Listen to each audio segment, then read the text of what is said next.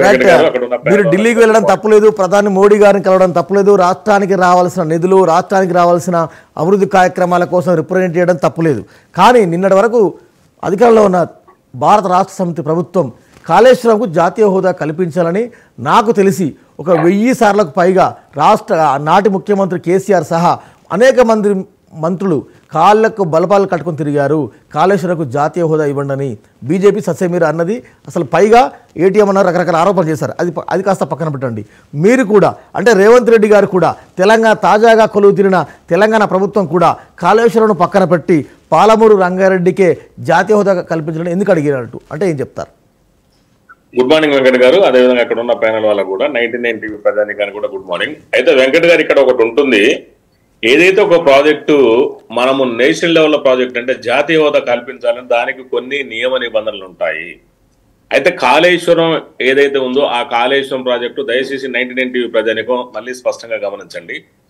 జాతీయ హోదా కల్పించడానికి కొన్ని నియమ నిబంధనలు పాటించాలి. కేసీఆర్ గారు ఆ నియమ నిబంధనలు పాటించకుండా జనరల్ పర్మిషన్లు తీసుకొని ఆయన కాళేశ్వరం ప్రాజెక్టు స్టార్ట్ చేసిండు.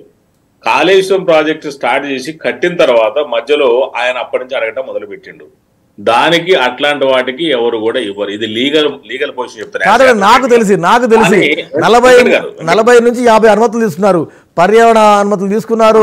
లేదు, ఇది చాలా క్లియర్ వెంకట్ గారు. ఆ నిబంధనల ప్రకారం జాతీయ హోదాకు చాలా లెక్కలు ఉన్నాయి. అవన్నీ ఏంటంటే చాలా డెప్త్ ఉంది అనాలిసిస్. నేను ఎందుకంటే ఒకసారి కూడా చదివాను.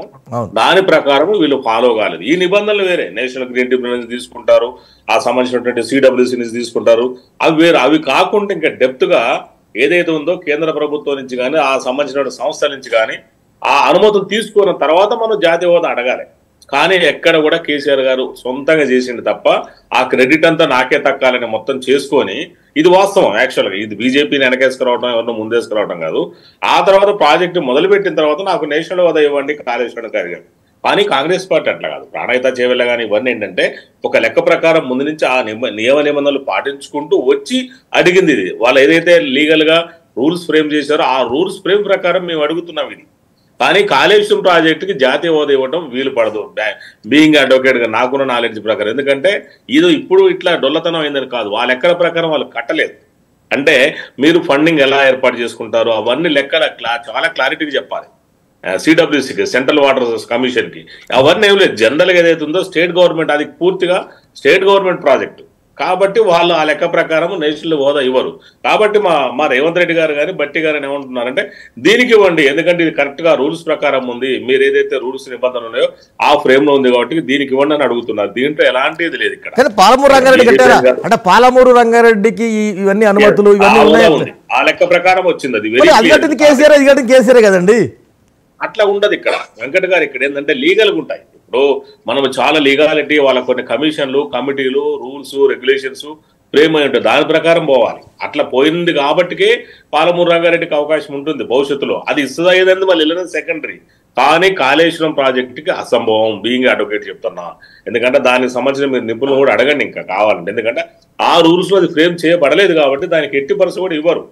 నో వే అన్నట్టు. ఇప్పుడున్న పొజిషన్కి అసలే రాదు. ఎందుకంటే కంప్లీట్ గా డొల్లతనం, అవినీతి కానీ ఆ లెక్క ప్రకారం ఏదైతే ప్లాన్ చేసే విధానం కానీ, కన్స్ట్రక్షన్ చేసే విధానం కానీ, ఏదైతే మ్యాప్ కానీ అన్ని రాంగ్ ఉన్నాయి. అట్లా మన ఇష్టం వచ్చిన చోట డిజైన్ చేసుకుని ఇష్టం వచ్చిన చోట కన్స్ట్రక్షన్ చేసి ఎవరితో కాంటాక్ట్ అయిపోయిన తర్వాత ఇప్పుడు వచ్చి మాకు మీరు రెగ్యులరైజ్ చేయండి, స్ట్రీమ్ లైన్ లో మాది పెట్టండి, మాకు నేషనల్ హోదా ఇవ్వండి అంటే అది సాధ్యపడదు. తెలిసి మాట్లాడుతున్నాను నేను. ఎందుకంటే మనకు మంచిదే కాళేశ్వరం ప్రాజెక్ట్ కూడా నేషనల్ హోదా ఎవరు కాదంటాం, కానీ అది రూల్స్ లేదు కాబట్టి అవుట్ అండ్ అవుట్, అది రూల్డ్ అవుట్. అది గడ్డం సునీత రెడ్డి గారు భారతీయ జనతా పార్టీ నుంచి వారు ఉన్నారు, అధికార ప్రతినిధి. సునీత గారు నమస్కారం, గుడ్ మార్నింగ్.